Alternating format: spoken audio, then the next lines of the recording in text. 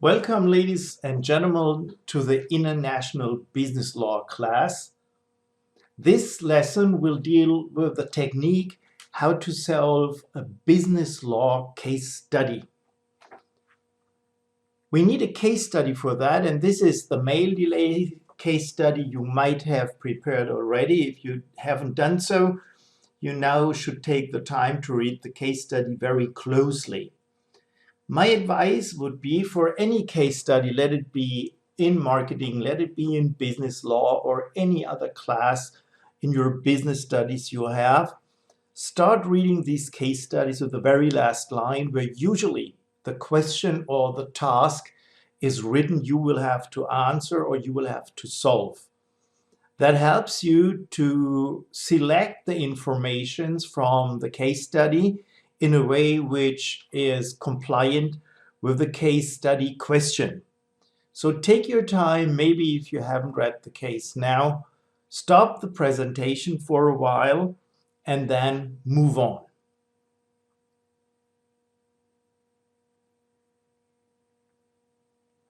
We already talked about the fact or the strategy lawyers would work on case studies.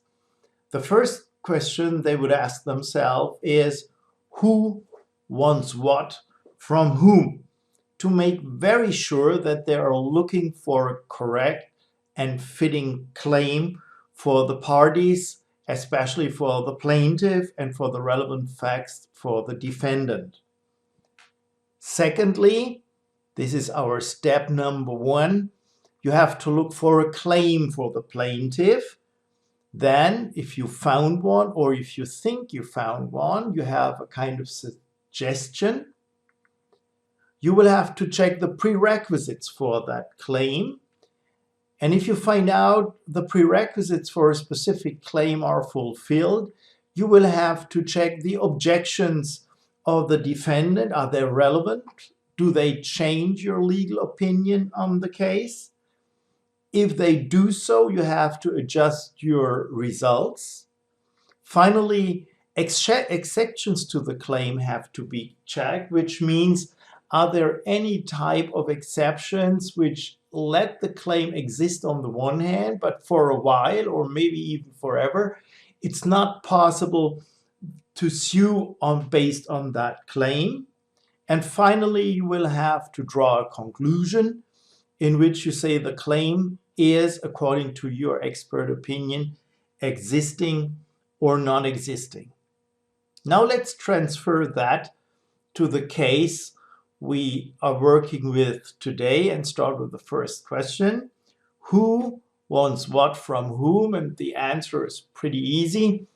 B wants the delivery of 500 CD players. Actually, from a legal point of view, he doesn't only want the CD players, he wants the property of those so he can sell them afterwards from his seller S. Is there a claim for the plaintiff? And it has to be a contractual claim. We check first. Please remember the system and the types of claims we looked in a lesson a while ago.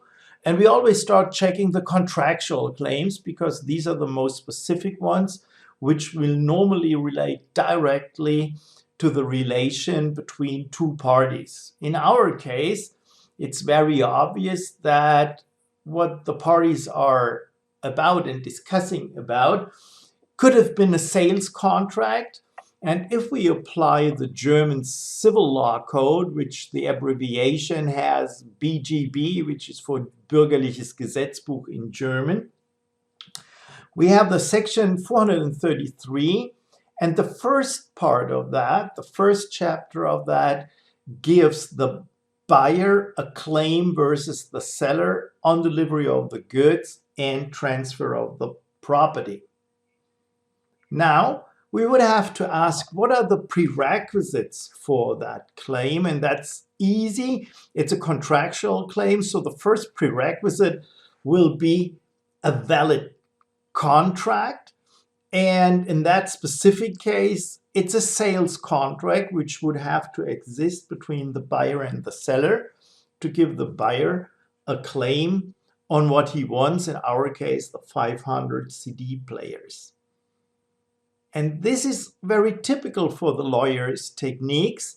The next question again would be, what are the prerequisites for a valid sales contract?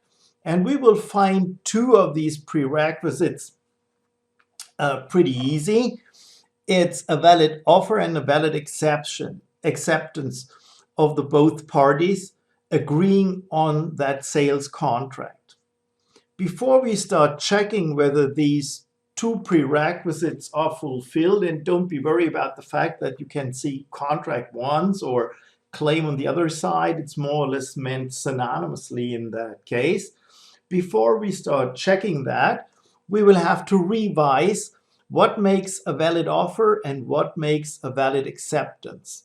They both are declarations of intention, and the offer especially is the most important part of a contract, because the offer usually carries the essentials of a contract, or as you can see on the screen right now, in the Latin version, the Essentialia Negodii.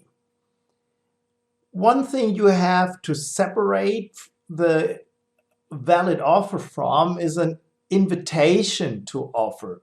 You'll see the Latin expression a little above over there. It's an invitatio ad offerendum, which is not binding. It's just getting into the business, getting into the negotiations, and these invitations to offer are made to finally bring up a contract, but it's a state before the actual declarations of intentions are made and the contract becomes valid. We have to know a little more about these declarations of intention. A declaration of intention, usually, as the name already tells us, has two parts. It's an objective part, so we have some kind of a noticeable activity of the person declaring something, declaring his intention. If you are just sitting alone in your room and you wish to get a nice new car, nobody knows about that and nobody can react upon that. So there got to be some kind of a noticeable activity first.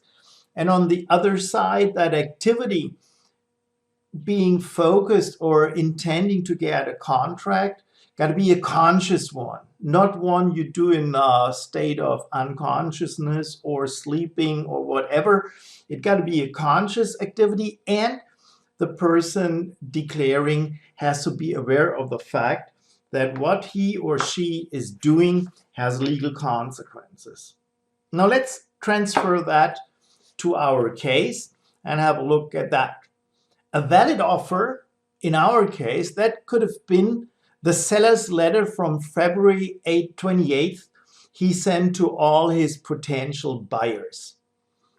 The first thing we will have to check, is that a valid offer already, or was it only an invitation to offer? And it's pretty sure that in the result, finally, this is a valid declaration of intention and not only an invitation to offer. Since we don't have very precise information about the fact and what the people have done before and during the negotiations, we have to stick to the information we get from the written case study. And that written case study gives us some indications whether that letter from February 28th is an invitation to offer only or already a declaration of intention. These indications are a limited number of addressees.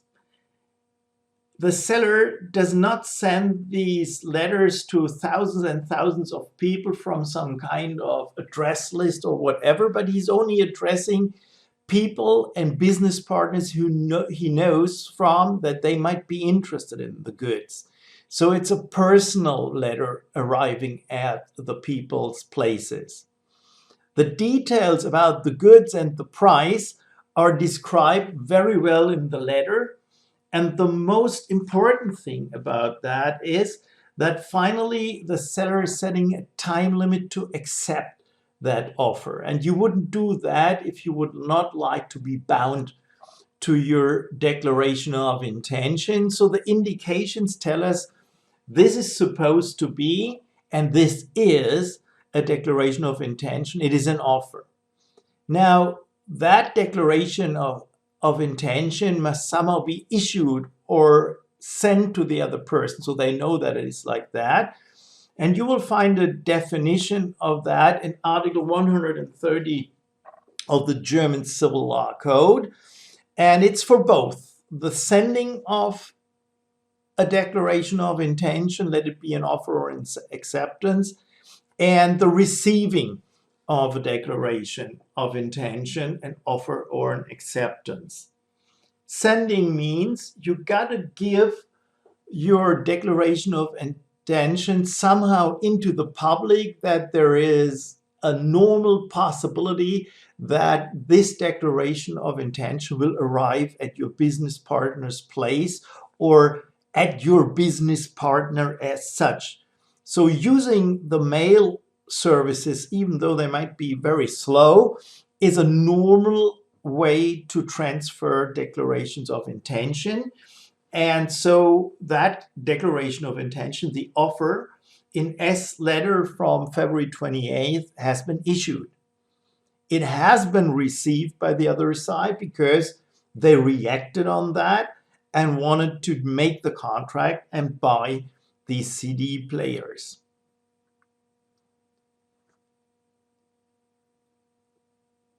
To get a contract, a valid contract, we need an offer. We just checked that there was a valid offer of that seller S. And now on the other hand, it's only a contract if the offer is accepted. The agreement, the acceptance, usually is much shorter than the offer, because that finally is just a yes, we're going to be doing it, I agree, and that's it. As the offer, that acceptance has to be issued and received by the other party. Let's transfer that on the case and have a look on the case. What about B's letter from March 6th? First of all, there is no doubt that the content of that letter is an acceptance of the contract suggested by S. It has been issued and sent to the seller, to the offerer, and it was received by the offerer. But this is where our problem starts, because at the time when the acceptance arrived at the seller, at the offerer, the time span set by the offerer already expired. Hopefully you had a close look at the articles of the German Civil Law Code, 145 to 157, and in these you might have found these two sections, 148 and 150 of the German Civil Law Code, and they say that a person making an offer to another person is allowed to set a time span to accept, and once the time span has expired, an acceptance is not valid anymore. You can declare that to be a new offer, or we can simply say, well, then it's not a contract because the time span expired. This is especially in business very useful because you cannot wait for ages, maybe days, weeks, or months, depending on the type of business you're in, until your buyer, your business partner reacts, and you would be bound to your offer so long and could not sell or lend or rent your goods or whatever you have to offer to other people, because you're still bound to the first offer to some other person. So the intermediate result would be, because our buyer did not react in time, well, he reacted in time, but the declaration of intention, the acceptance, did not reach the offerer in time, which is the most relevant part according to section 130 of the German Civil Law Code. We have no valid acceptance. If we don't have a valid acceptance, we have no contract. And if we have no contract, we have no claim for the buyer on the delivery of the goods and the property. Now, I can almost hear you shout and say, well, Mr. Bank, didn't you see there is another article and that has an exemption from that? And yes, I saw. That is the section 149 of the German civil law book. And the legal consequence from that, if the requirements of that section are fulfilled, is very interesting for us, because that legal consequence, as it says in the last part of that section, is the acceptance is, under these circumstances described before, deemed not to be late, which means it would be a valid acceptance. Now, what is the content and what are the prerequisites for that Article 139 of the German civil law book? Now, that is the text of it. You shouldn't read it from the screen right now. It's just there to give you a hint or to show you what the article, the section looks like. You should actually have read that before, and if not, you should read it now. And you should read it very carefully, because what we do in the next step of our schedule to produce an expert opinion on a civil law case in business is we're going to check these prerequisites. But before we can check the prerequisites, we've got to find out which prerequisites are in that case.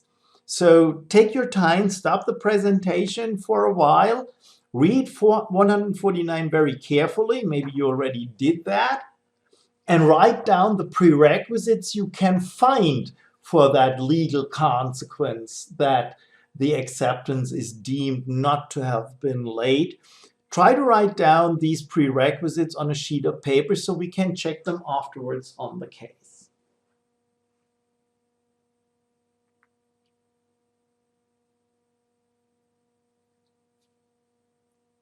Reading section 149 closely, the first prerequisite is that a declaration of acceptance was received late by the offerer. As we proved before already, according to sections 148 and 150, the acceptance was late because due to that strike of the mail services, the letter was not transported in time and the buyer could not keep the time span set by the offerer. The second prerequisite for the legal consequence of Article 149 of the German civil law book is that the acceptance was sent in such a way that it would have been reached in time, that it would have reached the offerer in time. Now, what do you think if you send an acceptance via the mail service, the normal state mail services within Germany? How long should it take a letter to come from one end of Germany, Hamburg, to the other end of Germany, somewhere in the south?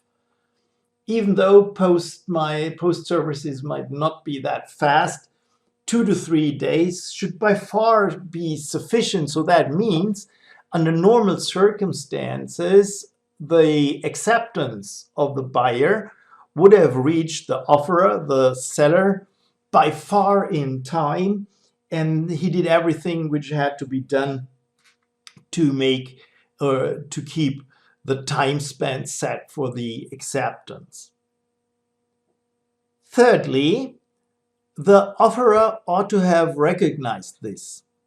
This is the fact that the late acceptance was sent in time and normally would have reached him by far in time. And in that case, as we read from the text, or as you can see from the text of the mail delay case study, in that case, the television and the news and the radio, they all reported about these strikes going on. And so the offerer could have known that letters which were addressed to him might have got lost or might be late because of these strikes of the postal services over there. Fourth, if the offerer realizes that an acceptance is late and that it was sent in a time or in a way which normally would have guaranteed that these services or that acceptance would have reached him in time, then he got to notify the acceptor of the delay after the receipt of the declaration without undue delay. Now, what is undue delay? Undue delay is a very relative term. It depends on the markets you are in. It depends on the social circumstances you find yourself or you find the parties in. But normally in business life in Germany, undue delay means you got to react within 48 hours, or if there is a weekend in between, within 2 working days. In that case, we have over here the mail delay case. The seller did not react at all. He didn't tell the buyer anything about the fact that the acceptance was late.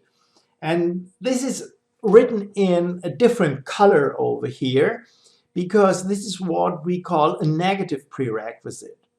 Something which does not have to be happening, something which has not happened, and if it's not happening, then the legal consequence comes up. So if you don't now notify the acceptor, then the legal consequence will come up. The acceptance is deemed not to be late because the acceptor has not been warned in time.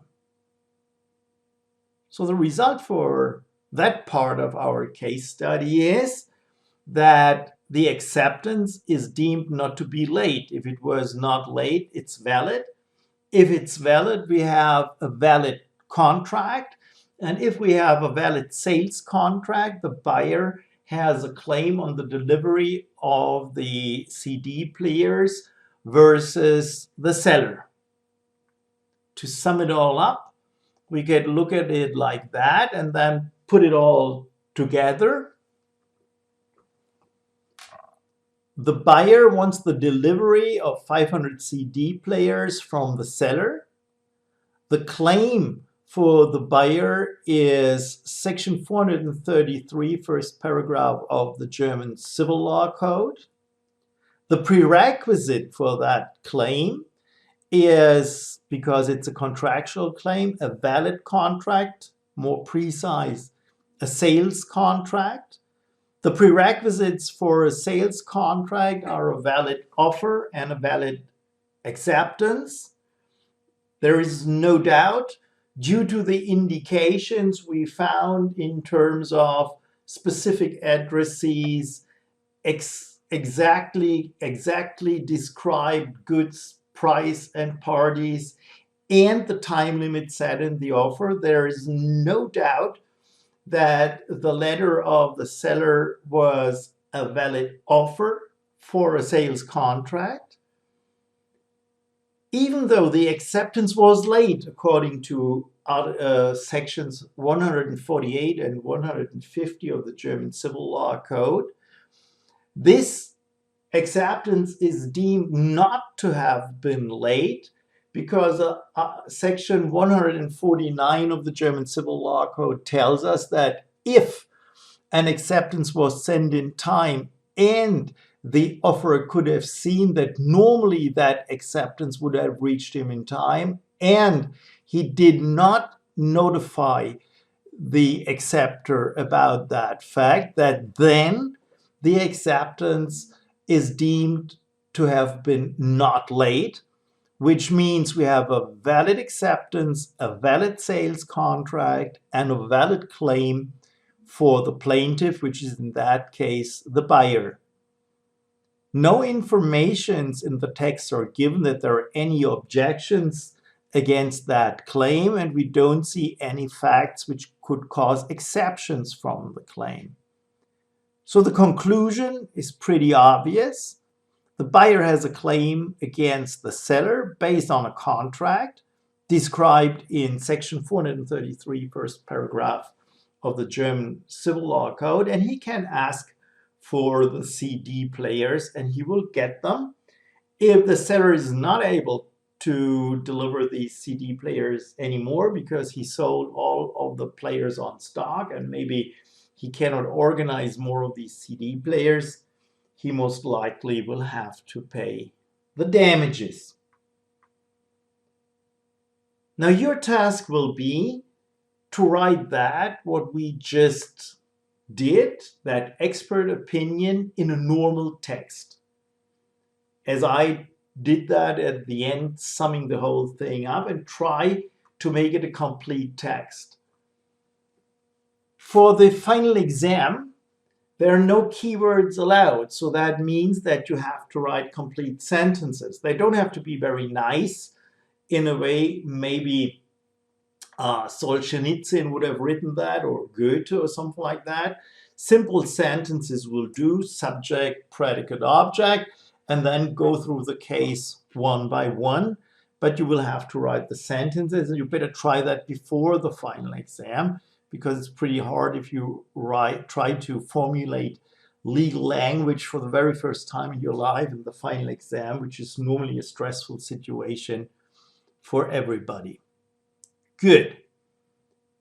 If you need more information about that, have a look at these two sources, which were already given to you on the Relax platform, on our Moodle platform. You can use keywords to search for the questions you have, or you can write me an email and I'll be more than happy to answer that.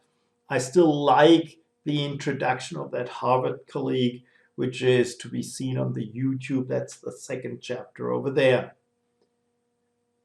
That's all for that lesson. Thank you for listening. All the best for all of you, and stay healthy. See you with the next lesson.